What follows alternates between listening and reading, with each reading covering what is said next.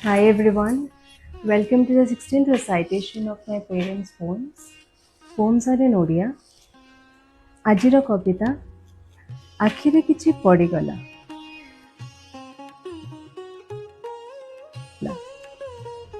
ମୋ ଆଖିରେ ପଡ଼ିଗଲା କିଛି ବାଲିକଣା ନା କିଛି ଧୂଳିକଣା ସ୍ମୃତିର।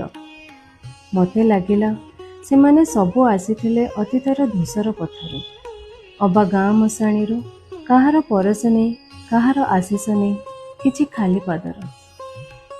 ଆଖିରେ ଛାଟିଦେଲି ପାଣି ଧୋଇବାକୁ ସେ ସବୁ ଧୂଳି, କିନ୍ତୁ ସେହି ପାଣି ଲଭି ପରଶ ସେ ଦିବ୍ୟ ଧୂଳିକଣାର ବହିଗଲା ମୋ ଉପରେ ନଦୀଟିଏ ହୋଇ ପୁଣ୍ୟତୟା ଗଙ୍ଗା ଭଳି।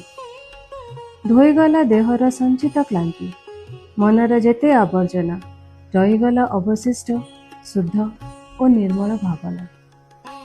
ବୁଝିଗଲି ଆଖିର ଜଳ ସବୁବେଳେ ନୁହେଁ ବେଦନାର, ସେ କେବେ ଆତ୍ମାର ତୀର୍ଥ ଜଳ, ଯେଉଁଠି ଡୁବିଯାଏ ମଣିଷ ପୁନଃ ଅନୁଭବ କରେ ନିଜ ଅସ୍ତିତ୍ୱ, ପୁନଃ ଖୋଜି ପାଏ ନିଜକୁ।